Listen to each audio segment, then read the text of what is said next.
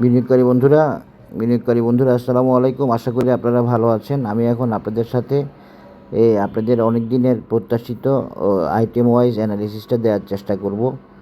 তো এটা দিতে গিয়ে আমার একটু হয়তো সময় লাগবে। আমি সবগুলো আইটেমকে কভার করার চেষ্টা করব। আশা করি আপনাদের কাজে লাগবে, আপনারা দেখবেন এবং সিদ্ধান্ত নিতে আপনাদের সহজ হবে।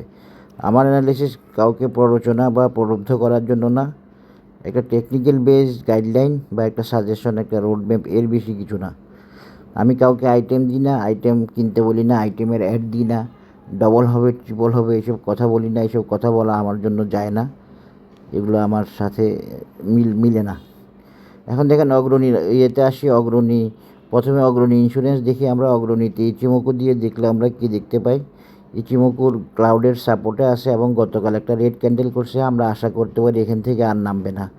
এখান থেকে আর নামলে অগ্রণীর টার্গেট কী হবে? এমএসিডি ক্রস করে নেয়, জিরো লাইন বরাবর আসে। অগ্রণীর নেক্সট টার্গেট হচ্ছে এইটা।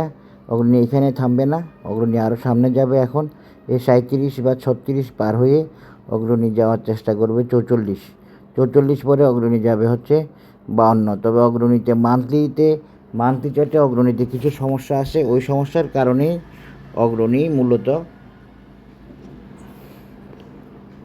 একটু পিছিয়ে আসে। ওকে হওয়ার জন্য একটু ওয়েট করতে হচ্ছে। ওয়েট করার পরে অগ্রণী সামনে আগায় যাবে, অসুবিধা হবে না। কিন্তু মান্থলি চার্টের একটু দুর্বলতার কারণে অগ্রণী একটু পিছিয়ে আসে। অগ্রণী এখনও টার্গেটে পৌঁছাতে পারে না। আপনারা বলতে পারেন যে অগ্রণী কেন পৌঁছায় নাই? ওই প্রবলেমটা মান্থলিতে, এবং সেটা ওকে হওয়ার উপরে নির্ভর করবে অগ্রণী দ্রুত আগানো। তো ওকে হয়ে যাবে টাইমের সাথে সাথে, এবং চেষ্টা করতেছে উঠে আসলে অগ্রণী অন্তত এই 52 যাওয়ার চেষ্টা করবে যেভাবেই হোক। তবে সময় লাগবে, সময় নিয়ে সে যাবে। তার আগে 37 এবং 43 দুইটা রেজিস্ট্যান্স আছে। 43 বা 44 এখানে একটা রেজিস্ট্যান্স আছে। এই 44, 52, 53 এবং একটা হচ্ছে 37। অগ্রণীর পর এশিয়া ইন্স্যুরেন্স আবার মুভ করবে অনেক দিন থেকে বলতেছি, কিন্তু এশিয়া ইন্স্যুরেন্সটা মুভ করলো না। আসলে ইন্স্যুরেন্স সেক্টরে একটা কারেকশানের প্রয়োজন ছিল। ওই কারেকশানের প্রয়োজন থেকে এশিয়া ইন্স্যুরেন্স মুভ করে নাই। কারণ এশিয়া ইন্স্যুরেন্সও কয়েকটা জায়গায় একটু লিমিটেশনস আসে বা ছিল, যেটা ওভারকাম করা যায় নাই।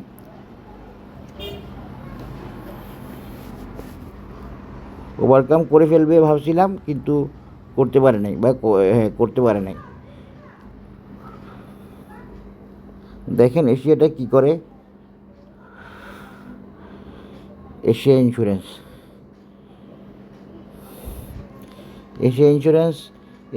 এই যে বলা যায় গ্রিন ক্লাউডের সাপোর্টে আসছে বলা যায়। যদিও সামান্য ভাঙছে মনে হচ্ছে, কিন্তু এটা তেমন সমস্যা না। এমএসিডিও জিরো লাইন ক্রস করে পুরোপুরি চলে যায় নাই। এমএসিডি গ্রিন ক্লাউডের সাপোর্টে আসে বলা যায়। এশিয়া একটা চ্যানেল তৈরি করছে। এই চ্যানেলটা একটু ভিন্ন টাইপের, ওয়েজের মতো যদিও, কিন্তু আসলে এশিয়া এখান থেকে উঠে আসবে। যদিও এটা মনে হচ্ছে না নেমে যাওয়ার মতো ওয়েজ, আপওয়ার্ড ওয়েজ। সুতরাং এটা কিন্তু আসলে এশিয়া উঠে আসবে ইনশাল্লাহ, এবং এশিয়া উঠে আসার জন্য সময় নিচ্ছে একটু। আমরা দেখব এশিয়া কী জন্য দেরি করতেছে।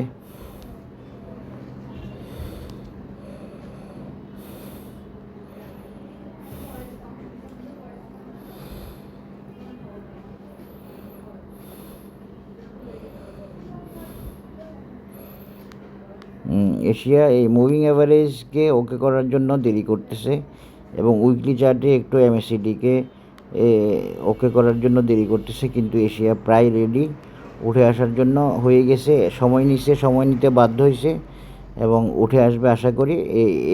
এইবার উঠে আসবে এশিয়া, বেশি সময় আর নেবে না। এবং এশিয়ার অ্যানালিসিসটা আমার দেওয়া ছিল, যদিও আবারও দেখাই দিই।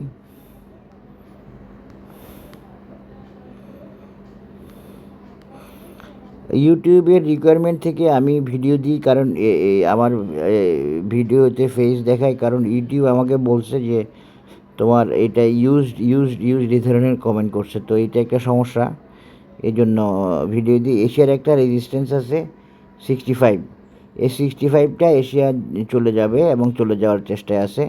যদিও সে টাইম কারেকশান, মূলত এশিয়ার এগুলো হচ্ছে টাইম কারেকশানের পরে তার ইন্ডিকেটর কাভার হয়ে গেলে তাহলে এশিয়া উঠে আসতে পারবে। এই জন্য এশিয়ার দেরি হচ্ছে মিনিমাম 65, তবে এশিয়া 65-এ নাও থামতে পারে, এশিয়া আর একটু বেশিও যেতে পারে। এটা এশিয়ার মিনিমাম টার্গেট হচ্ছে 65, এইটা আপনারা দেখে রাখেন। এটা হচ্ছে এশিয়ার মিনিমাম টার্গেট। এশিয়াকে এইভাবে আমরা সি হর্স প্যাটার্ন দিয়েও দেখাতে পারি। দেখেন এশিয়া ইন্স্যুরেন্স, এই না, এটা সি হর্সে কাভার হয় না, থাকুক। এই এশিয়ার মূল টার্গেট এখানে। আর আরেকটা রেজিস্ট্যান্স আছে এখানে, এটা একটা রেজিস্ট্যান্স ধরা যায় 53 বা 54 লেভেলে, বাট মূল টার্গেট হচ্ছে 65 যাওয়া কমপক্ষে। এর বেশিও যেতে পারে, এর বেশিও এশিয়ার পক্ষে যাওয়া সম্ভব, এবং সেখানে যাওয়ার জন্যই এশিয়ার এত দেরি, এত ওয়েটিং, এত কিছু, সবগুলো ওইখানে যাওয়ার জন্য। এই যেখান থেকে টানলে আমরা এশিয়ার একটা 65 লেভেলের একটা রেজিস্ট্যান্স পাই। এটা 62, এটা দরকার না, আমরা প্রাইস অ্যাকশন দেখে টার্গেটগুলো বলবো। প্রতিটা ইন্স্যুরেন্সের এটা একটা টার্গেট, বি পয়েন্ট যেটা, এটা একটা টার্গেট। এরপরে এশিয়ার পরে এশিয়া প্যাসিফিক। এশিয়া প্যাসিফিকটা আসলে বুলিশ। তো এশিয়া প্যাসিফিক প্রাইস গেইন করছে এবং গেইন করতেছে। এশিয়া প্যাসিফিক রাউন্ডিং বটমটাকে কনফার্ম করবে বলছিলাম। দেখেন এশিয়া প্যাসিফিক ঠিকই রাউন্ডিং বটমকেই কনফার্ম করতেছে এবং সিস্টেমের মধ্যে করতেছে, উঠছে, কারেকশান এসে আবার যাবে, এভাবে এশিয়া প্যাসিফিক চলে যাবে। এশিয়া প্যাসিফিক নিয়ে বড় ভাবনা নাই, শুধু সময়ের অপেক্ষা। মানে কখন যায় শেষ, তার প্ল্যানে, তার প্যাটার্নে, তার পজিশনে ওকে রেখে, পজিশনকে ওকে রেখে যাবে। এশিয়া প্যাসিফিক টার্গেট হতে পারে এইটা 71 বা 72 অথবা 70।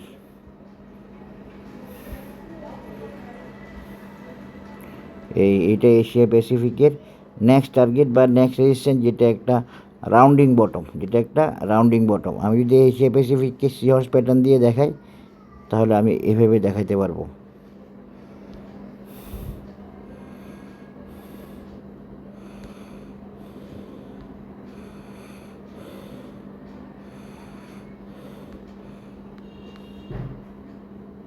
না, এতটুকু যায় না।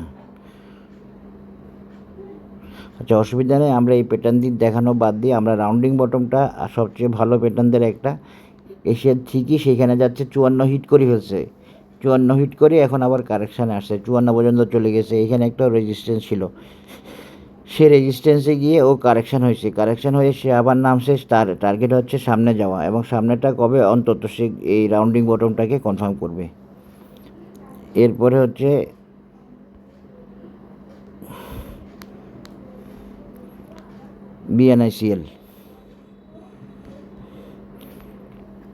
বিএনআইসিএল কারেকশানে আছে, এবং এইটা পার হতে পারলে, এই কত 122 পার হতে পারলে, বা 122 না, আমি একটু বাড়াই দেখাই, 129-28 পার হতে পারলে নতুন টার্গেটে যাবে। এবং বিএনআইসিএল কারেকশান কি শেষ করে আনছে কিনা একটু দেখার চেষ্টা করি।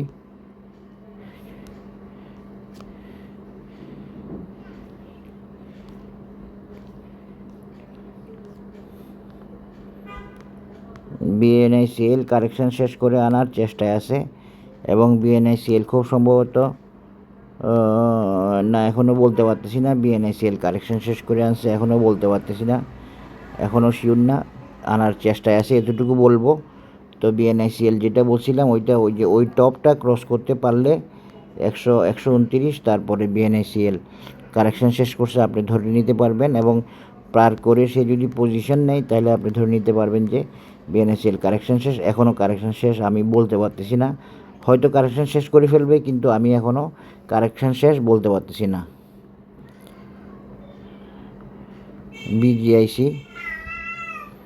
বিজিআইসি ওর প্যাটার্নে আছে, ওর পজিশনে আছে, এখনও সে পুরোপুরি ওকে হয় না। এই জন্য এই ধরনের জিগজ্যাগ করে করে আপ ডাউন করে বাড়তেছে এবং কমতেছে।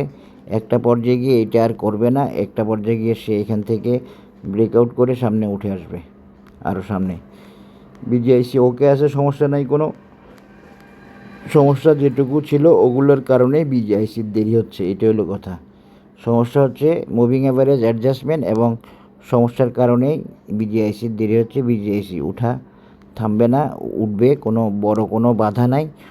ওর প্যাটার্নে আছে এবং পজিশনে আছে। তবে হ্যাঁ, মান্থলি চার্টে একটু দুর্বলতা থাকাতে বিজিআইসি আচরণ করতেছে। এই দুর্বলতাটা হচ্ছে টাইম রিকোয়ারমেন্ট, টাইম কারেকশান। তো বিজিআইসির রেজিস্ট্যান্স কী কী আগে দেখানো আছে আমার, আবারও দেখাচ্ছি। একটা রেজিস্ট্যান্স হচ্ছে এখানে 52, আরেকটা হইতে পারে এটা হইতে পারে একটা 70 লেভেল, 65 লেভেল। আবার এর সামান্য উপরে আরেকটা আছে, সেটা হতে পারে। এখান থেকে যে কোনো একটা ধরলে উপরেরটা ধরাই ভালো হবে। আর একটা রেজিস্ট্যান্স আছে এখানে 74। তবে বিজিআইসির এগুলাই ফাইনাল রেজিস্ট্যান্স না। বিজিআইসি লং টার্ম অ্যানালিসিসে আরও অনেক দূর যাওয়ার আছে, সেগুলো এখন আর দিতে চাচ্ছি না, এখন দিব না।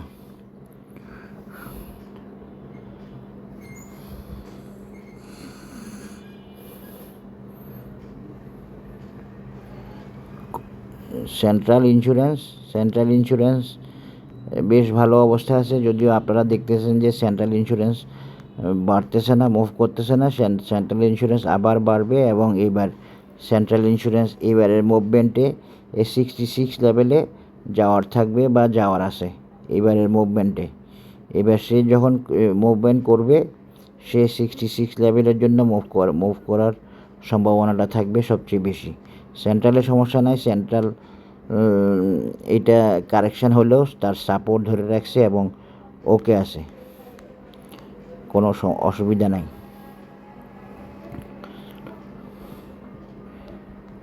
কন্টিনেন্টাল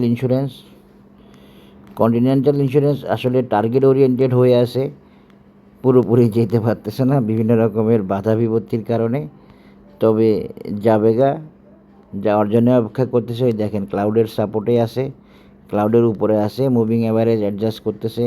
সব মিলাইয়ে কন্টিনেন্টাল 44 এবং কন্টিনেন্টালের আরেকটা আছে 54। এই দুইটাই ওর টার্গেট, কিন্তু মনে রাখবেন এই টার্গেট থেকে ও বিচ্যুত নাও হইতে পারে এবং এই বিচ্যুত না হওয়ার জন্য এই ধরনের প্রাইস লেভেলে ও ওয়েট করতেছে এবং মুভিং অ্যাভারেজের প্রয়োজনে সে স্লো থাকতেছে এবং কনসলিডেশনে আছে। এই কনসলিডেশনটা তার উপরে উঠে আসার জন্য, উপরে উঠে আসবে তখন সে 44 এবং এরপরে 50 পার হবে। এই বাধাগুলো দূর করতে ওর কষ্ট হচ্ছে, ওর সময় লাগতেছে। এটা খুব টেকনিক্যাল কারণ, এগুলো ফেস করে একটা শেয়ারকে উঠতে হয়। কিন্তু দেখেন তার পজিশন ধরে রাখছে একই লেভেলে, এইসব লেভেলের নিচে সে নামতেছেই না এবং একটা টার্গেট মিট করেই সে কারেকশানে গেছে কন্টিনেন্টাল। নেক্সট টার্গেট হচ্ছে 44, এরপরে 50, এরপরে 55 এই লেভেলটা।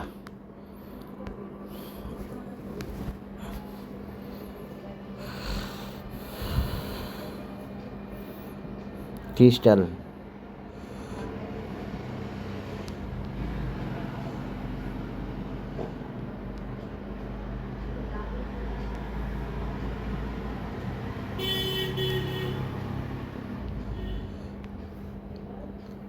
ইন্স্যুরেন্স একটু করে সাপোর্টটা ভাঙছে, সাপোর্ট ভাঙলেও বড় কোনো প্রবলেম নাই। এখানে একটা সাপোর্ট ছিল 66-এর, 65-66-এর, এটা ভাঙলেও এই যে দেখেন এখনও সে সাপোর্ট লেভেলে আছে, এই যে সাপোর্ট লেভেলে আছে। এইটাতে বড় কোনো প্রবলেম আসে না, সামান্য একটু নামছে। আশা করা যায় এখান থেকে আর নামবে না ইনশাল্লাহ, দেখা যাক। এবং এখন সে আশা করি এখন ফাইনালি সে আবার মুভ করার মতো পজিশনে আসছে। ক্রিস্টাল এবার আগেও বলছিলাম, কিন্তু ওর আর একটু প্রয়োজন ছিল, সেটা আমি দেখছিলাম আগেও। সে প্রয়োজনটা সারছে, একটু নামছে, এই জন্য ভালোর জন্য নামছে। এই ধরনের নামলে ঘাবড়ানোর কারণ নাই, সাপোর্টে আছে, সাপোর্ট লেভেলে আছে, বড় কোনো সমস্যা নাই। ক্রিস্টাল উঠে আসবে এবং উঠে আসলে অনেক দূর টার্গেট। বেসিক্যালি আসলে ক্রিস্টালের টার্গেট হচ্ছে অন্তত পক্ষে 120 লেভেলটা বা 124 লেভেলটা। 124 বা 124 লেভেলটা হচ্ছে ক্রিস্টালের টার্গেট।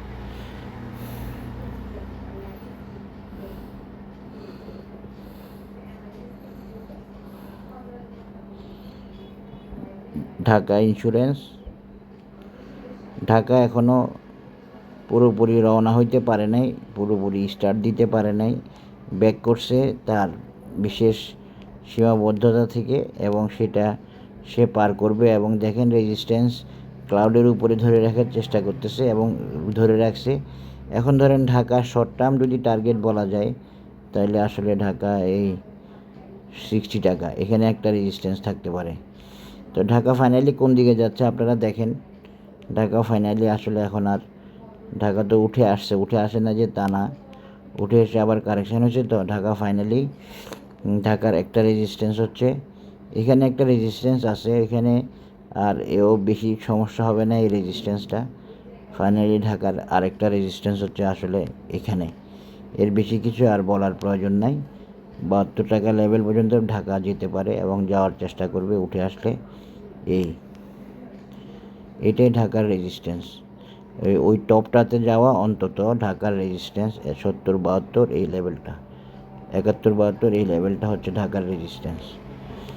ঢাকা ওকে আছে। এটা রাউন্ডিং বটম হিসেবে যদি দেখেন তাহলে এখানেও একটা রেজিস্ট্যান্স দেখানো যায় 66 বা 67 টাকা। আর এটা পুরোটাকে যদি রাউন্ডিং বটম দেখায় তাহলে ঢাকার মূলত 72 টাকা লেভেলে ঢাকার রেজিস্ট্যান্স আছে। এটা ভ্যালিড আছে, এটা ভ্যালিড থাকবে। ঢাকার সামনে ওর প্রবলেমগুলো সলভ করে আনতেছে প্রায়। ঢাকারও প্রবলেম আছে কিছু, অগ্রণীর প্রবলেম আছে কিছু, এসব প্রবলেমের কারণে এরা বেসিক্যালি অন্যগুলোর সাথে সমান তালে যাইতে পারে নাই। বিজিআইসিরও কিছু প্রবলেম আছে, এরা এখন ভালো করবে, এরাই ওয়েট করবে, সামনে মুভ করবে বেশি।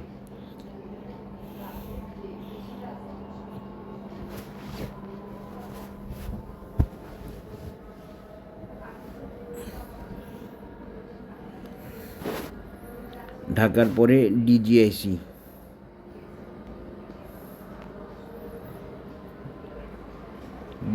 দেখেন ডিজিআইসি চেষ্টায় আছে আরও সামনে যাওয়ার এবং অনেকটুকু গেছে। এখন আমি দেখি ডিজিআইসি কি আর যেতে পারবে কি না, নাকি কারেকশানে যাবে। ডিজিআইসির একটা টার্গেট দেখাছিলাম এখানে,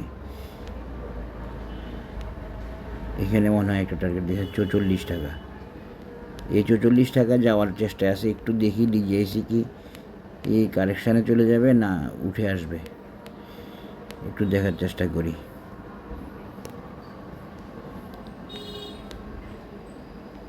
ডিজিআইসি আসলে এই টার্গেটে গিয়ে কিছুটা এক্সহাস্টেড হয়ে পড়ছে এবং এক্সহাস্টেড হয়েই সে টাইম নিচ্ছে এবং দেখেন একটা সাইড ওয়ে, আর উঠতে পারতেছে না।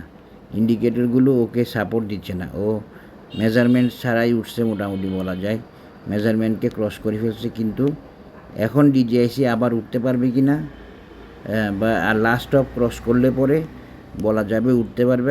আদারওয়াইজ আমি ডিজিআইসির কারেকশান হচ্ছে দেখতে পাচ্ছি এবং ডিজিআইসি একটু সময় নেবে এই কারেকশান। ও এইটা ওর লাস্ট টার্গেট ছিল, সেটা ও টাচ করে সে এখন সাইড ওয়েতে এবং কারেকশানে। এই যে কত, এই 37 পার হয়ে গেলে তাহলে ডিজিআইসি নতুন টার্গেটে যাবে, এটা বলা যাবে। নেক্সট টার্গেট হচ্ছে 44। চাইলেই সব কিছু করা যায় না, চাইলেই সব শুধু মুভ করা যায় না। যেসব শেয়ারগুলো মুভ করে টানা আপনারা দেখেন সেগুলো তাদের ক্যালকুলেশন ঠিক আছে, মেজারমেন্ট ঠিক আছে, এই জন্য ওগুলো করতে পারে। ডিজিআইসি থেমে গেছে এবং ডিজিআইসি বেসিক্যালি সাইড ওয়েতে, অন্য শেয়ারগুলোর অবস্থায় নাই, দেখেন আপনারা এখানে নাই। সুতরাং আমি এই জন্য দেখার চেষ্টা করলাম, দেখলাম যে না, ও আসলে এই টার্গেটটা মিট করে কারেকশানে মূলত যাইতে পারে। যদি আপনারা দেখেন যে 37 পার হয়ে গেছে তারপরে যাওয়ার সম্ভাবনা থাকবে, তবে ও বেসিক্যালি এখন কারেকশানে।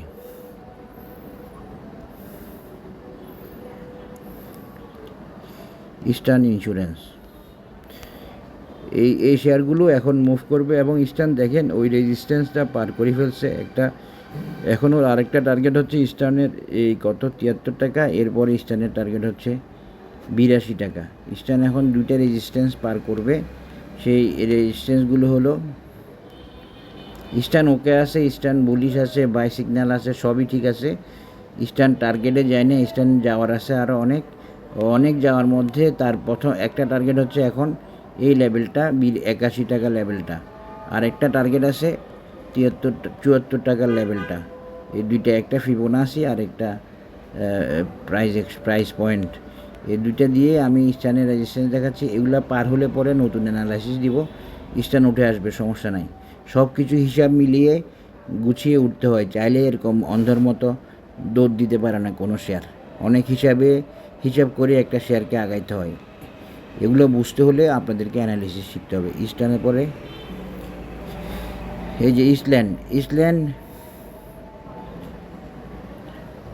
ইসল্যান্ড বিশেষ করে কারেকশানে গেছে। দেখেন ইসল্যান্ডের টার্গেট মিট করছে, টার্গেটটা ছিল 32 লেভেলটা, ওইটার টার্গেটটা মিট করছে। এই টার্গেট মিট করে এখন আবার উঠে আসার চেষ্টা করছিল, কিন্তু উঠে আসতে পারে নাই। আরেকবার উঠে ওই টার্গেটে গিয়ে আবার নেমে আসছে। এগুলো এক ধরনের distributive phase. Eastern target meet সেটা 32 টাকার। ইসল্যান্ড টার্গেট মিট 32 টাকার লেভেলটা দিছিলাম, সেটাকে ওকে করছে, ওকে করে বরাবর নেমে গেছে। এখন আবার উঠার চেষ্টা করে আবার নামছে। এটা কেন করছে? এগুলো আসলে ডিস্ট্রিবিউশন। এখন সে উঠতে পারবে না, হয়তো আমি একটু দেখি উঠতে পারবে কি না।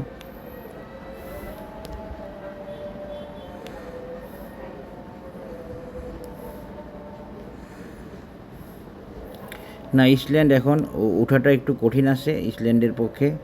তো দেখা যাক উঠতে পারে কি না। আমার মতে ওই ইসল্যান্ড এখনই আবার উঠে আসতে পারবে না, সময় নিবে। ইসল্যান্ড আসলে টার্গেট মিট, এই জন্য সময় নিবে। এটা নিয়ে আর বেশি কথা বলার নাই। ইসল্যান্ড কারেকশানে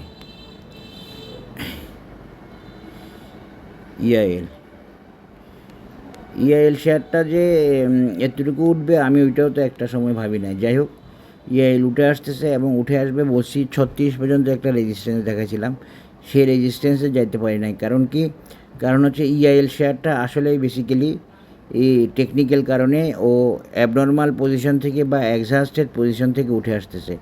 এক্সহাস্টেড পজিশন থেকে উঠে আসা অনেক কঠিন, অনেকটুকু উঠে আসতে, কিছু পথ উঠে আসতে পারবে, পুরাটা উঠে আসা অনেক কঠিন। কারণ এক্সাশন মানে হচ্ছে টাইম রিকোয়ারমেন্ট হয়ে যাবে। টাইম রিকোয়ারমেন্ট হয়ে গেলে সেখানে অনেক দিন সময় লাগবে। এই জন্য ইআইএল কি এইটাকে রেজিস্ট্যান্স বানাইছে কিনা সেটাই আমি ভাবতে চাচ্ছি। 35-50, যদিও আমি 36 টাকা দেখাইছি। এই 35-50কে যদি সে বানায় রেজিস্ট্যান্স, বা এটা যদি ওর রেজিস্ট্যান্স হয়, তাহলে ইআইএল মনে হয় এখন কারেকশানে। আমি একটু দেখার চেষ্টা করি। যেহেতু দুইবার সে হিট করছে, ইআইএল হয়তো এখন আর যেতে পারবে না। কারণ আমি ইআইএল নিয়ে নেগেটিভ ছিলাম, নেগেটিভ বলছি যে এই শেয়ারটা দেরি করবে, স্লো থাকবে, বেশি ভালো করতে পারবে না, এই কারণে। তো সব মিলিয়ে ইআইএল এখনও ওকে হয় না। ইআইএল একটু কারেকশানে আছে। ইআইএল এক্সাস্টেড এবং এই এক্সাশনের কারণে ও এরকম স্লো। তো স্লো পার হয়ে একটা পর্যায়ে সে 43 যাওয়ার চেষ্টা করবে, সেটা সময় লাগবে, এটাও আমি বলে রাখতেছি।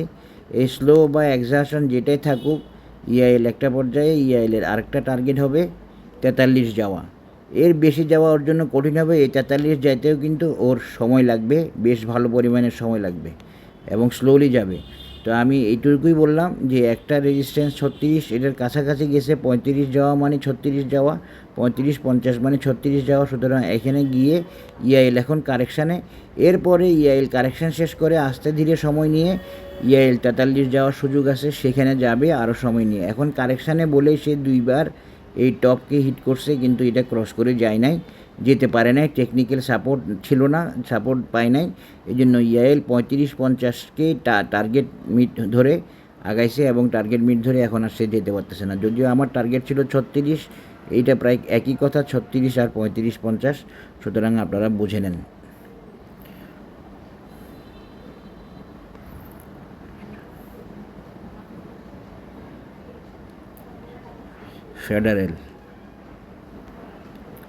ফেডারেল ইন্স্যুরেন্স আলটিমেটলি আসলে টার্গেট মিট করছে, এবং সেটা হচ্ছে 32 টাকার টার্গেট।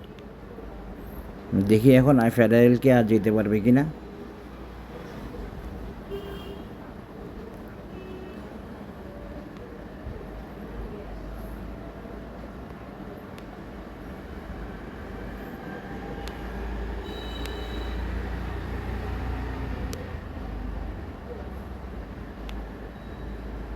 ফেডারেল টার্গেট মিট করছে এবং ফেডারেল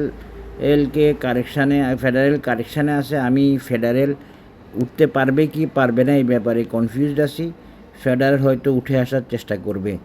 একটা টার্গেট মিট করলেও ফেডারেলের মধ্যে টেকনিক্যাল পজিশনটা ভালো লাগতেছে, তবে কিছু কিছু জায়গায় দুর্বলতা আছে। সব মিলিয়ে ফেডারেল দেখেন একটার পর একটা টপ তৈরি করতেছে, সুতরাং ফেডারেল হায়ার হাই করতেছে। সুতরাং ফেডারেল হয়তো বা এই খারাপ পজিশনে থেকেও কিছু জায়গায় খারাপ পজিশনে থেকেও উঠে আসার চেষ্টা করতে পারে, তবে সেটা কঠিন হবে। তবে সেক্ষেত্রে আমি বলবো ফেডারেল টার্গেট মিট এখন কারেকশানে, এইটাই বলি। এরপরে যদি ফেডারেল উঠে আসে তাহলে কতটুকু যাবে ওইটা বলে দিচ্ছি।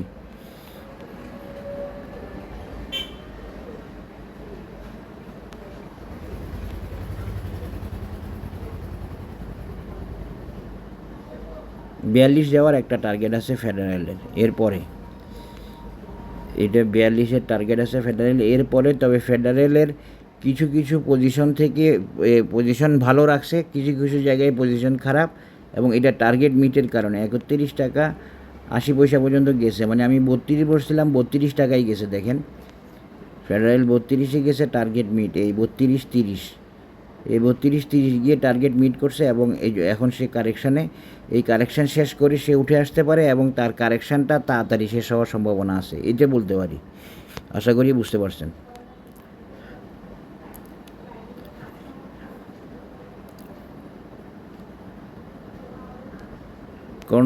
কর্ণফুলিও দেখেন টার্গেট মিট করে এখানে একটু সাইড ওয়ে এবং একটু কারেকশানে, ওই যে টার্গেট মিট টপ লেভেলে গিয়ে সে টার্গেট মিট করছে। এই যে দেখেন এই 60 লেভেলে গিয়ে এটা একটা টার্গেট দেখাইছিলাম, এটাতে গিয়ে সে এখন কারেকশানে আছে, ছোট 4-5-7 দিনের একটা কারেকশানে আছে। এই দিকে MACD-তে ডাইভারজেন্স হয়ে গেছে, ক্রসওভার হয়ে গেছে বা সেল সিগন্যাল হয়ে গেছে, মানে টার্গেট মিট, এই জন্য কারেকশানে। এখন এই টার্গেট মিট কারেকশানটা একটু দেখে নিই কী অবস্থায় আছে, উঠে আসতে পারবে কি না সময় নেবে একটু দেখে নিই, তারপরে বলতে পারবো। আমার মনে হয় এখন উঠে নাও আসতে পারে, আর একটু সময় নিতে পারে। তবে আমি এই কর্ণফুলির ব্যাপারে আমি একটু নিউট্রাল থাকলাম। কর্ণফুলি উঠতেও পারে, না উঠতে পারে। কর্ণফুলি উঠার সুযোগ আছে, উঠবে না সরাসরি এইভাবে বলা যাচ্ছে না, সময় নিবেও বলতে পারতেছি না। কর্ণফুলি হয়তো বা এই টপ ক্রস করে উঠে আসতে পারে, আশা করি বুঝতে পারছেন। এবং এই যদি উঠে আসে এবং নতুন টার্গেটের দিকে যেতে চায়, তাহলে তার টার্গেট হবে 80 টাকা লেভেলের দিকে, তার টার্গেট হবে 80 বা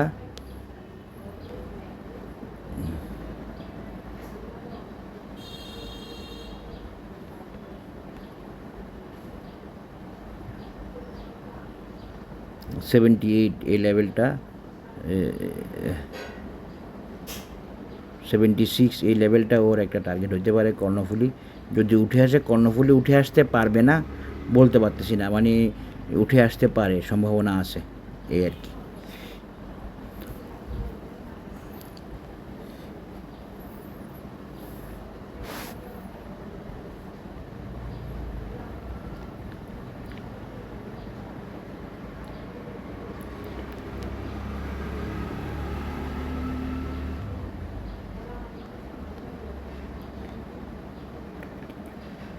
মার্কেন্টাইল ইন্স্যুরেন্স নিয়ে মনে হয় বাজারে সাউন্ড বেশি গেছে, এই জন্য অনেকেই কিনছে এবং বেশি বুলিশলি উঠছে শেয়ারটা। এখন বেশি বুলিশলি উঠলে ওইটার ধাক্কা সইতে হয়। এই যে রেজিস্ট্যান্স পার করে নাই, যেটা দেখাইছিলাম 46, ওইটা পার করে নাই, বারবার চেষ্টা করছে এবং পাবলিকের শেয়ার ধরাই দিছে ভালো কথা।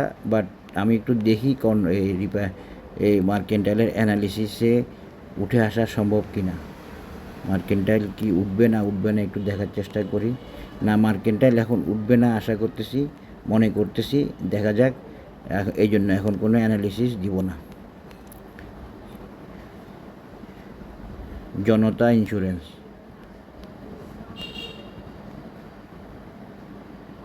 ইন্স্যুরেন্স কারেকশান শেষ হয় নাই, দেখেন ওই যে মানে কনসিকুয়েন্স ভোগ করতে হয়, এটা মনে রাখবেন।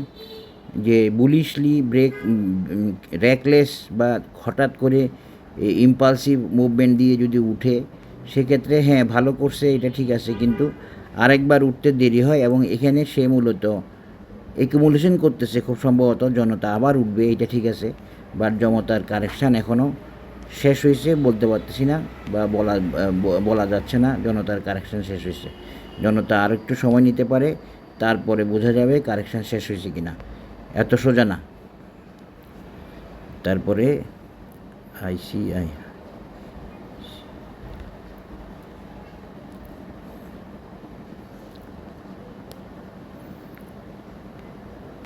আইসিআইসিএল শেয়ারটা খুব ভালো একটা মেজারমেন্ট দিয়ে উঠতেছে এবং সে কিন্তু লং টার্গেটে আছে, যদিও এখন কারেকশানে, কিন্তু সে লং টার্গেটে আছে। কারেকশান শেষে আইসিআইসিএল কিন্তু এক্সহাস্টেড পুরোপুরি হয়েছে বলতে পারতেছি না। আইসিআইসিএল টার্গেট মিট করছে এবং টার্গেট মিট করে সে কারেকশানে আছে। এই টার্গেটটা ছিল এইখানে, এই টার্গেটটা মিট করে সে কারেকশানে আছে এবং সে কিন্তু খুব বেশি এক্সহাস্টেড হয়ে গেছে বা উঠতে পারবে না, এই লেভেলে নাই। তাই আমার কাছে মনে হচ্ছে আইসিআইসিএল একটা চেষ্টা করতে পারে আবার উঠে আসার, বা উঠে আসা সম্ভব আছে, অসম্ভব না। আশা করি বুঝতে পারছেন, যেরকম কর্ণফুলির ক্ষেত্রে যেরকম, সেরকমভাবে আইসিআইসিএলও একটা উঠে আসার সম্ভাবনা আছে। তবে তার কিছু টাইম কারেকশানের ব্যাপার আছে, টাইম কারেকশানটা মনে হয় কাভার করে ফেলবে সে দ্রুত, তো উঠে আসার চান্স আছে। যদিও সে একটা টার্গেট মিট করছে এবং সে একটা কারেকশানে আছে, এখন উঠে আসার সম্ভাবনা আছে আইসিআইসিএল। একটু সময় নিলেও কিছুদিন, 4-5 দিন বা এরকম, বা আর একটু বেশিও, আর যদি না নেয় তো ভালো। এগুলা একদম একুরেটলি বলা অনেক অনেক কঠিন।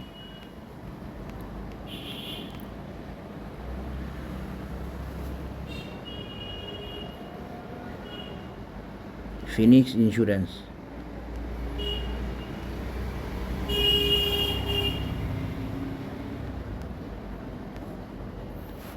ফিনিক্স ইন্স্যুরেন্স বেসিক্যালি এখনও দেখাচ্ছে অনেক কিছু, চেষ্টা করছে সর্বোচ্চ উঠতে, বাট আসলে ওর টার্গেটও মিট করছে, কিন্তু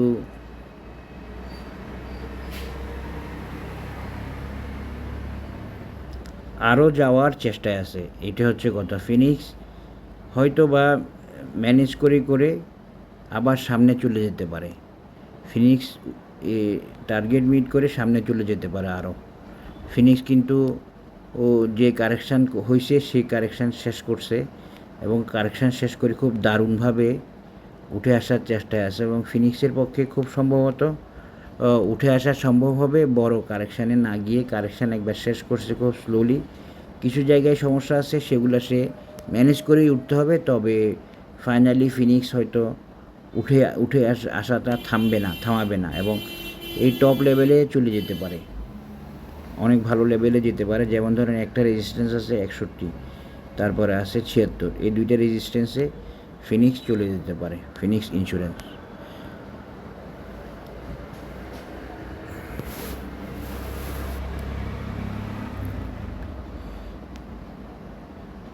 পাইওনিয়ার ইন্স্যুরেন্সটা এখনও শুরুই করে নাই। পাইওনিয়ার মোটামুটিভাবে ওকে, অনেকটা ওকে, একটু সমস্যা ছিল, ওই সমস্যাগুলোর কারণেই কারেকশান হয়েছে এবং কারেকশানে রেসপন্স করছে। এই মুভিং অ্যাভারেজ এর অ্যাডজাস্টমেন্ট এখন সাপোর্টে আছে, পাইওনিয়ার ইন্স্যুরেন্স বাই সিগন্যালে আছে, ফিউচার ক্লাউড গ্রিন আছে, সব কিছুই ভালো আছে। বাট কিছু কারেকশান হইতে হয়েছে, কিছু প্রাইস ছাড়তে হয়েছে, কিছু নিচে নামতে হয়েছে ভালোর জন্য। এখন আপনাদেরকে আমি একটা কথা বলি, সেটা হচ্ছে যে এই ধরনের পজিশন থেকে কেন কারেকশান হয়, কারণ একটা পজিশনে ওকে থাকে, আরেকটা পজিশনে আনওকে থাকে। দেখা যায় কি ওই পজিশনে বা ওই লেভেলে আসার জন্য একটা পর্যায়ে গিয়ে তারা কারেকশানে রেসপন্স করে, তো এই কারণে একটু প্রবলেম হয়ে গেছে। এবার ফিনিক্সের প্রবলেমটা ছিল, পাইওনিয়ারের প্রবলেমটা ছিল উইকলিতে, এবং উইকলিতে তার কারেকশানের প্রয়োজন ছিল, পাইওনিয়ারের, প্যারামাউন্টের, এগুলার। সে কারণে ভালো পজিশন থেকেও কারেকশানে গেছে। এগুলো সমস্যা না, এগুলো উঠে আসবে এবং পাইওনিয়ারদের আগের অ্যানালিসিস ওকে আছে, ওগুলাই ওকে, এগুলা দেখাচ্ছি না এখন, কারণ দেরি হয়ে যাচ্ছে, বড় হয়ে যাচ্ছে ভিডিওটা। প্যারামাউন্ট উঠে আসবে, প্যারামাউন্টের মতো ঘটনা ঘটাবে, আর বেশি কিছু বলার নাই। সাপোর্টে আছে, হ্যাঁ, সাপোর্টে গ্রিন ক্লাউডে সাপোর্ট পাইছে, দেখেন এবার প্যারামাউন্টেরও প্রবলেমটা একটু দেখা দিই আপনাদেরকে উইকলিতে। এই উইকলিতে তাকে নেমে আসতে হয়েছে মুভিং অ্যাভারেজের প্রয়োজন। এটা যদি না আসতে হইতো তাহলে আপনারা এই কারেকশান দেখতেন না, হতাশ হইতেন না। কিন্তু আসলে কিছু ছোট ছোট কারেকশানকে মেনে নিতে হয়, কারেকশানকে বুঝতে হয়, কারেকশান যে ভালোর জন্য এটা বুঝতে হয়। পাইনিয়ারও একই করছে, প্যারামাউন্টও একই করছে, ইস্টার্নও একই করছে।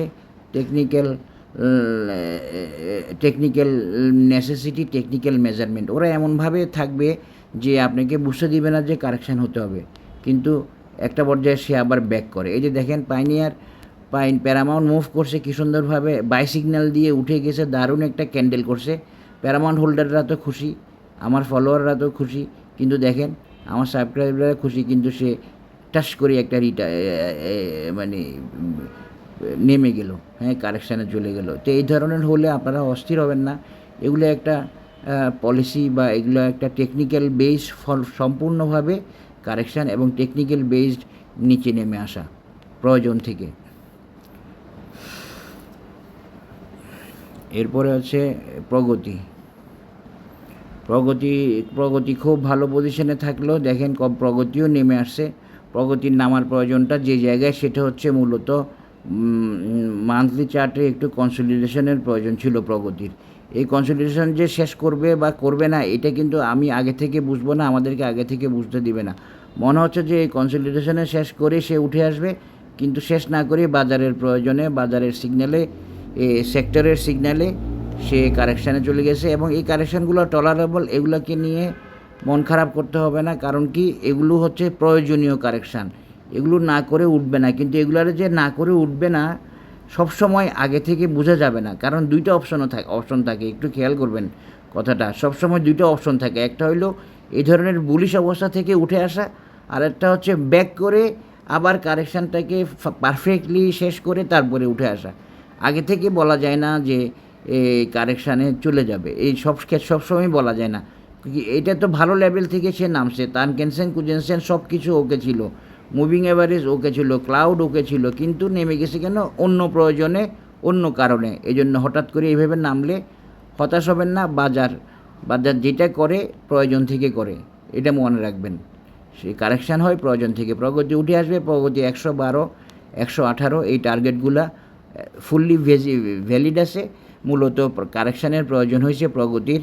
মান্থলিতে ওর একটা কনসলিডেশনের প্রয়োজন ছিল, ওর প্রবলেমটা এখনও শেষ হয় নাই। এই জন্য বিশেষ করে ইচিমুকুতে রিলায়েন্স একটু দেরি করবে। রিলায়েন্স আসলে আমি খেয়াল করি নাই প্রথমে।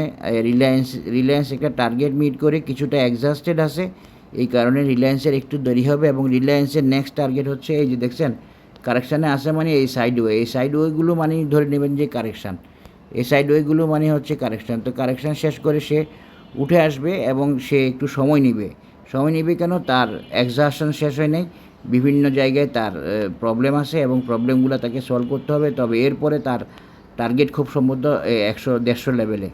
রিলায়েন্স একটু সময় নেবে, কতটুকু নেবে সেটা আমি এখন বলতে পারতেছি না, ওইটা পজিশন দেখে বলতে হবে।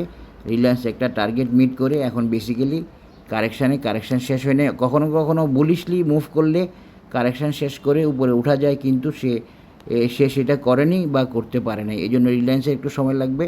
কিন্তু এই কারেকশানটা শেষ হওয়ার পরে রিলায়েন্সের টার্গেট হবে 150+। রিলায়েন্স, তারপরে standard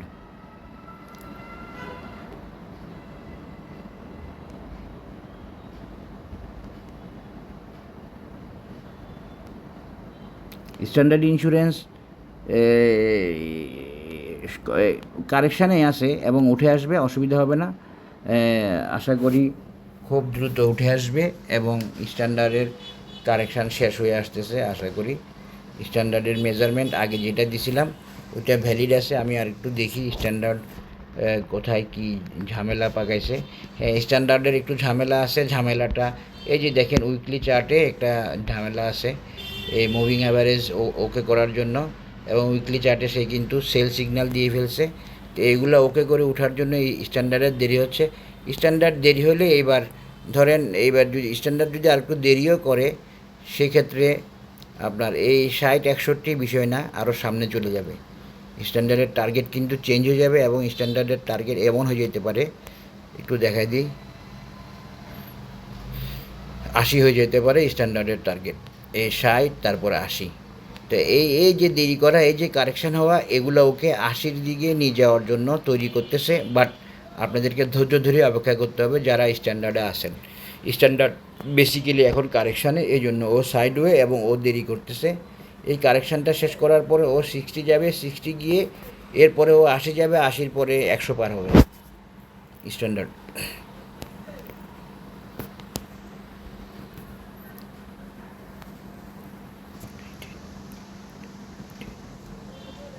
United Insurance target meet কারেকশানে সাইডওয়ে নেমে আসছে। এখনই উঠবে না, এখনই উঠতে পারবে না, কারণ একটা বড় বুলিশ মুভমেন্ট দিছে। একটু সময় নেবে, একটু সময় নেওয়ার পরে ইউনাইটেড ইন্স্যুরেন্স উঠবে, এখনই উঠতে পারবে না, কারণ তাকে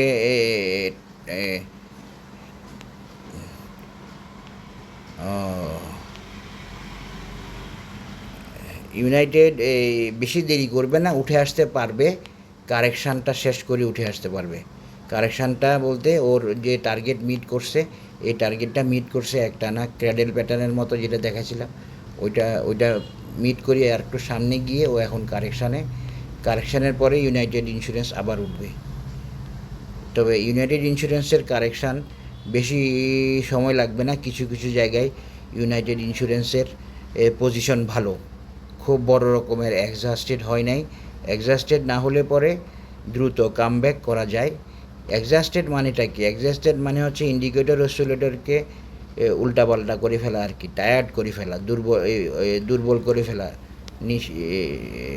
হয়রান করে ফেলা বা আনফিট করে ফেলা। তো ওইটা আবার ঠিক হবে, তখন সে আবার যাবে।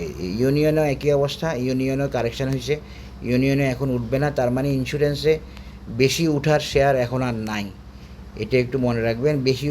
বেশি টার্গেটে যাওয়ার শেয়ার আর নাই। যেগুলো আছে সেগুলো উঠবে, বাকিরা তাল মিলাবে আর ডিস্ট্রিবিউশন সারবে অথবা অ্যাকুমুলেশন সারবে, দুইটার একটা। যেমন ধরেন জনতা হয়তো অ্যাকুমুলেশন সারতেছে, হ্যাঁ। তো SIPLC শিকদার ইন্স্যুরেন্স এটা যেতে পারবে নাই, বলি নাই, যেতে পারে নাই। ও SIPLC তো বুম, SIPLC না, SICL।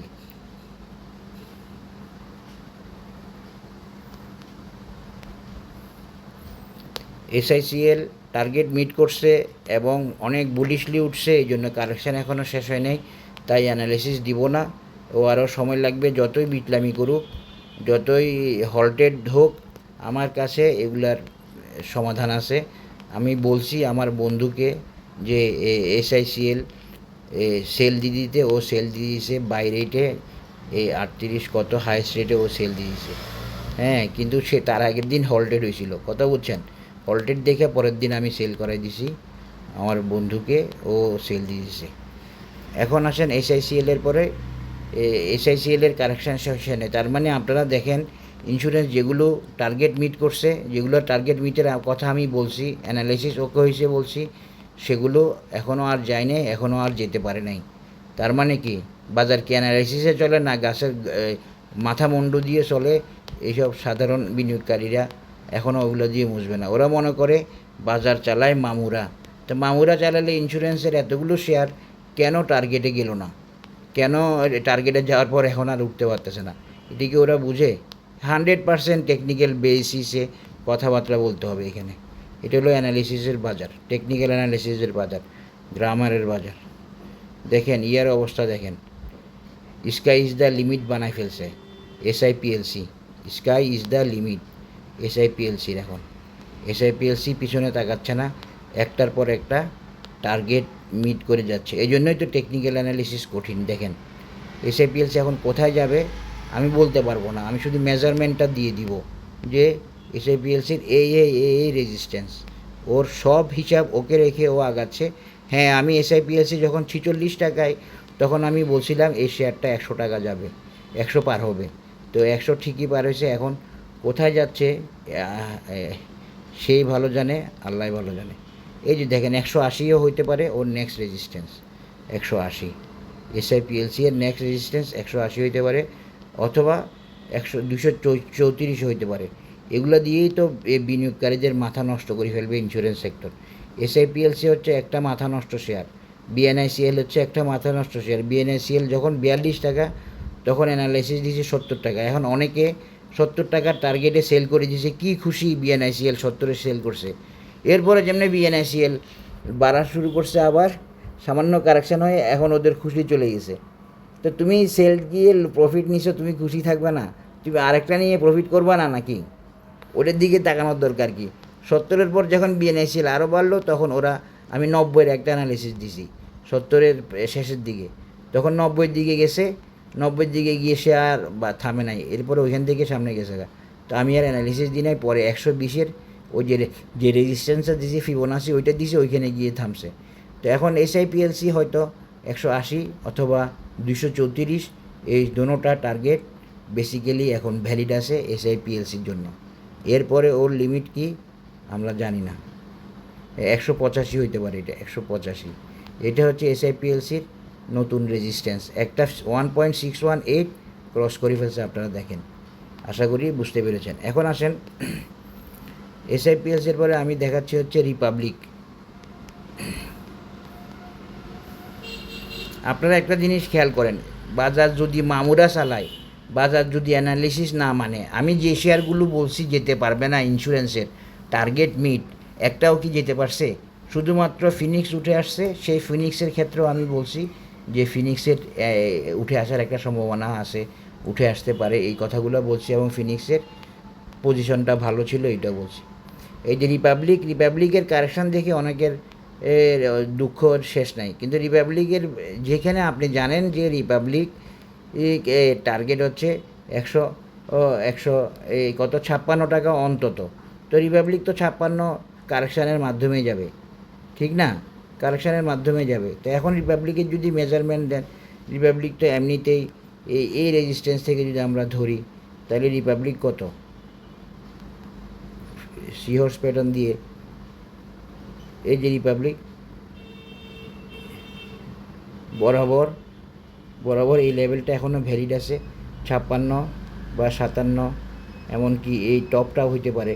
সুতরাং এগুলো একটু বুঝবেন, এগুলো বাজারের মেজারমেন্ট। এই যে এতগুলো শেয়ার উঠতে পারবে না বলছি, উঠতে পারে না কেন? এটার কারণটা আপনারা বের করি বলেন না আমাকে, যে ভাই এই জন্য উঠতে পারে না। আমি তো টেকনিক্যাল কারণে বলছি, কেন পুরোবি উঠতে পারে না? হ্যাঁ, রিপাবলিক উঠে আসবে, রিপাবলিকের অনেক কিছু বাকি আছে, আপনারা একটু ধৈর্য ধরেন। রিপাবলিক এই অন্তত 56 লেভেলে যাওয়ার ওর প্ল্যান আছে, আশা করি বুঝতে পারছেন। এই যে পুরোবির অ্যানালিসিস দিই না কেন?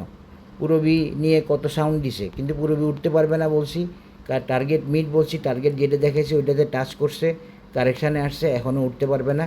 উঠতে পারলে আমি জানাবো বলছি, এবং পুরোবি কারেকশান শেষ হয় নাই। জনতা উঠতে পারে না কেন? এসআইপিএলসি উঠতে পারে না কেন?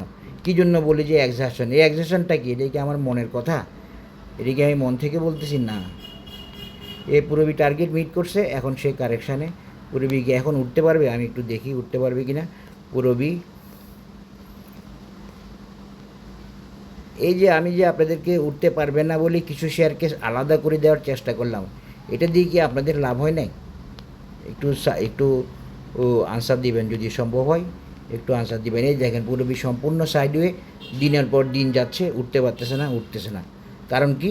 কারণ হচ্ছে ওর এক্সাশন শেষ হয় নাই, ওর কারেকশান শেষ হয় নাই। এক্সাশন মানে হচ্ছে কারেকশান। আমি একটু ভিন্ন ভাষায় বলতেছি, ভিন্ন ওয়ার্ডে বলতেছি। কী জন্য বলতেছি? কারণ এটাই পারফেক্ট ওয়ার্ড। টার্গেট মিট হওয়ার পরে এক্সাস্টেড হয়ে পড়ে, এই জন্য এক্সাশন শেয়ারগুলো। আশা করি বুঝতে পেরেছেন। এই যে পুরোবি এখনও কালেকশন শেষ হয় নাই। আচ্ছা, এরপরে প্রাইম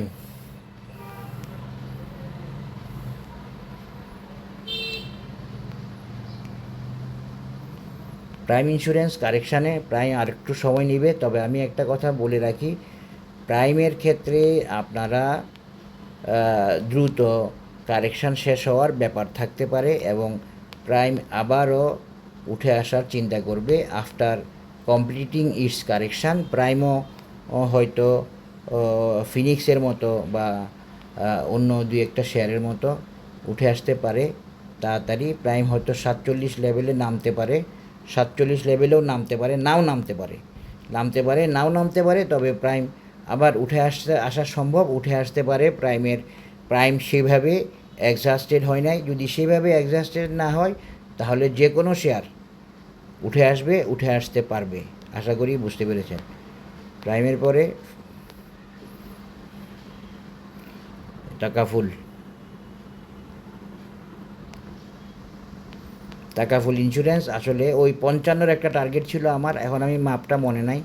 ওই 55-র ওই মেজারমেন্টে টাকাফুল কারেকশানে আসে এবং ওই 55 গিয়ে আর যায়নি এবং এইখান থেকে কারেকশানে আসে এমএসিডিতে সেল সিগন্যাল আছে এবং এমএসিডি ডাইভারজেন্সে আছে। টাকাফুল টার্গেট মিট অ্যানালিসিস ওকে, 55-র অ্যানালিসিসটা ওকে করছে এবং এখন সে যত চেষ্টা করুক, এখন সে বিটলামি করবে, ডিস্ট্রিবিউশন করবে, এগুলো কইরা সময় পার করবে, তারপরে গিয়ে আবার উঠে আসবে। তবে টাকাফুলও উঠে আসতে বেশি দেরি করতে হবে না। যেরকম জনতা, এসআইপিএলসি বা বা সোনার বাংলা বা এই যে আরেকটা কি বললাম, পূরবী, এদের মতো টাকাফুলেরও এত সময় নিতে হবে না। টাকাফুলও উঠে আসাটা সম্ভব হবে বেশি সময় না নিয়ে। But he has met one target level, that is why he is in correction বা ইট ইজ ইন কারেকশান টাকাফুল। এরপরে সোনার বাংলা আপনারা বুঝবেন, যখন বিটলামি করে উঠবে তখন তার দায়টা নিতে হবে, যখন অ্যারোগ্যান্টলি উঠবে তখন তার দায়টা নিতে হবে। আর যখন মেজারমেন্টকে ওকে করে ক্যালকুলেশন করে উঠবে এসআইপিএলসির মতো, তখন লং জার্নি করতে পারবে এবং সেই হিসাব করে আগাইতে হবে। সেই হিসাব করে সব শেয়ার আগাইতে পারে না, এই জন্য লম্বা পথ যেতে পারে না। সোনার বাংলার কারেকশান এখনও শেষ পর্যায়ে আসতেছে। সোনার বাংলার কারেকশান দেখেন, সোনার বাংলা কত প্রাইস ছাড়ছে, প্রাইস ছাড়ছে বলে কালেকশান শেষ হয়ে আসতেছে। সোনার বাংলা হয়তো সামনে ভালো করা শুরু করতে পারবে 1-2 সপ্তাহের মধ্যে। সোনার বাংলা আশা করি সোনার বাংলা উঠে আসতে পারবে। এতদিন পরে গিয়ে সোনার বাংলা কারেকশান শেষ করে আনতেছে এবং সোনার বাংলা হয়তো বা আর 1-2 সপ্তাহ পরে আপনারা সোনার বাংলাকে 2 সপ্তাহ পরে ভালো পজিশনে দেখবেন আশা করি ইনশাল্লাহ সোনার বাংলা। তবে সোনার বাংলার ইপিএস ভালো আসে নাই। এরপরে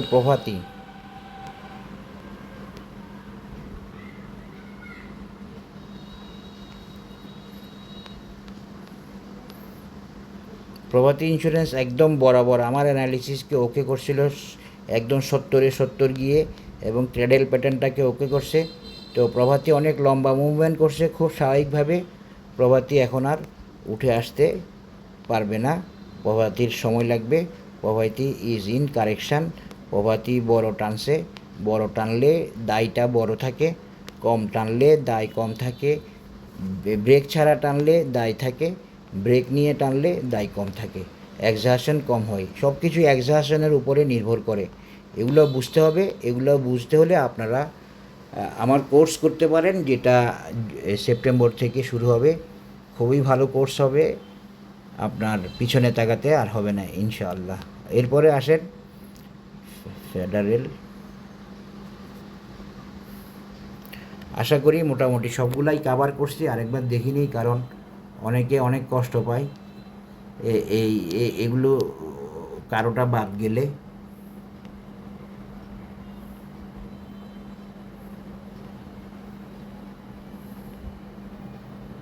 ও গ্লোবাল গ্রিন ডেল্টা দেখছেন, 2টা পাওয়া গেছে। ম্যাগনা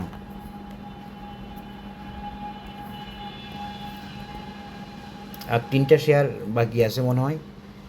এই ম্যাগনা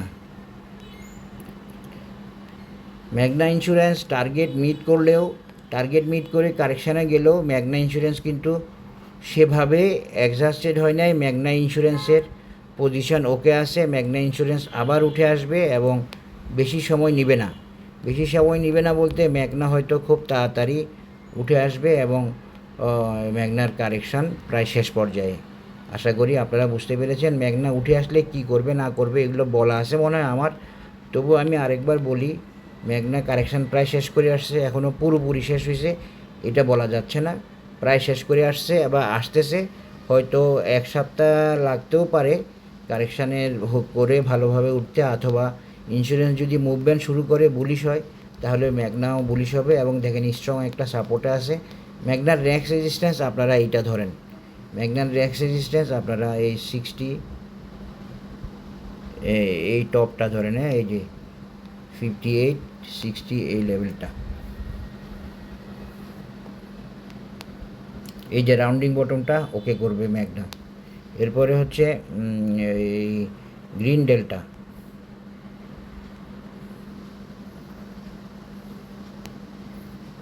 গ্রিন ডেল্টা ওকে আছে, গ্রিন ডেল্টা নিয়ে আসলে কোনো সমস্যা নাই। গ্রিন ডেল্টার এইটাই মূল রেজিস্ট্যান্স না, 85 মূল রেজিস্ট্যান্স না, 85 আসলে ছোট ওর জন্য আরেকটা রেজিস্ট্যান্স আপনারা 108 টাকা এটাকেও ধরতে পারেন এবং 118 টাকাটাকেও ধরতে পারেন, তবে 108 টাকাটা এখন ধরেন। এইটাও গ্রিন ডেল্টার রেজিস্ট্যান্স। গ্রিন ডেল্টা নিয়ে বেশি কিছু বলার নাই, বলার দরকারও নাই। Green delta in okay position, green delta ওই যে হিসাব মেনে যাচ্ছে, এইটা হলো কথা, সিস্টেমে যাচ্ছে।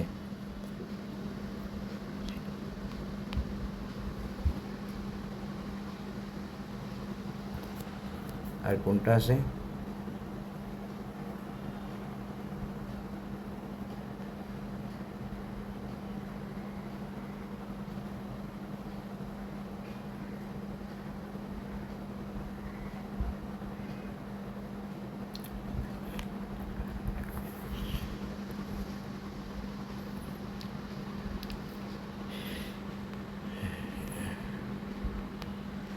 পিপলস ইন্স্যুরেন্স অনেক বড় টার্গেটের শেয়ার।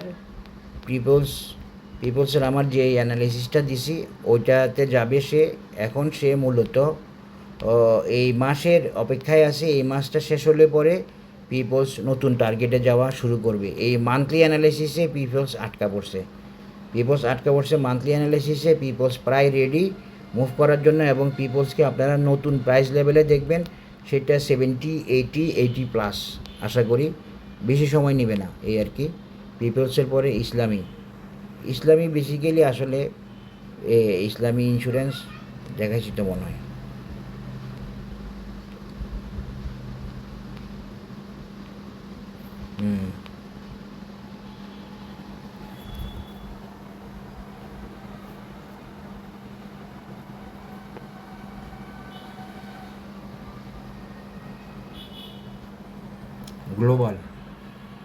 গ্লোবাল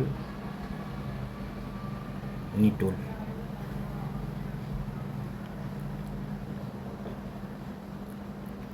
রূপালী, গ্লোবাল নিটোল রূপালী, এই তিনটা, এরপরে শেষ করব। আসেন এবার গ্লোবালটা দেখি, গ্লোবাল নিটোল রূপালী। গ্লোবাল ইন্স্যুরেন্স সম্পূর্ণ সিস্টেমে মেনে যাচ্ছে। গ্লোবাল আসলে টার্গেট ওরিয়েন্টেড আছে এখনও, এবং সে এক্সহাস্টেডও হয়নি, তবে কিছুটা প্রয়োজনীয় কালেকশান সারতে হয়েছে। প্রয়োজনীয় কালেকশান না সারলে তো আগাইতে পারবে না, এই জন্য গ্লোবাল আরও কমতে পারতো, কিন্তু গ্লোবাল কমে নাই। গ্লোবাল তার পজিশন ধরে রাখছে এবং গ্লোবাল সামনে যাবে, অসুবিধা নাই। গ্লোবালের টার্গেটটা হচ্ছে, নেক্সট টার্গেটটা আসলে বেসিক্যালি 80 টাকা যাওয়া, হ্যাঁ 80 টাকা যাওয়া একটা টার্গেট ওর। আরেকটা রেজিস্ট্যান্স আছে এই জায়গাতে, তো এই 57 58 ব্যাপার না, 57 58 একটা আছে, আর একটা আছে আসের, এগুলো পার হয়ে যাওয়ার সম্ভব আছে, এগুলো পার হয়েও হয়তো যাবে। আপনারা হয়তো বুঝতে পারতেছেন না ইন্স্যুরেন্স কী করতে পারে, ইনশাল্লাহ সামনে বুঝতে পারবেন আশা করি।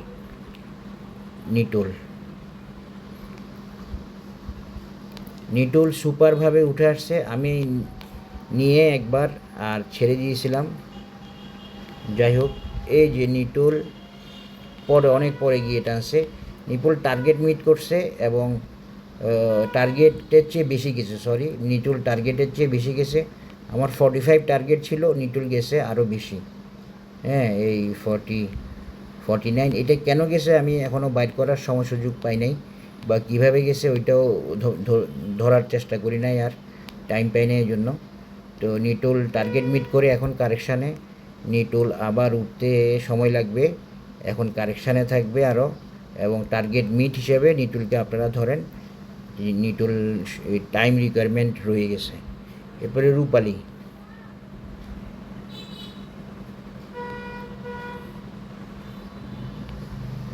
রূপালী ইন্স্যুরেন্স উঠে আসবে, তেমন কোনো বাধা নাই।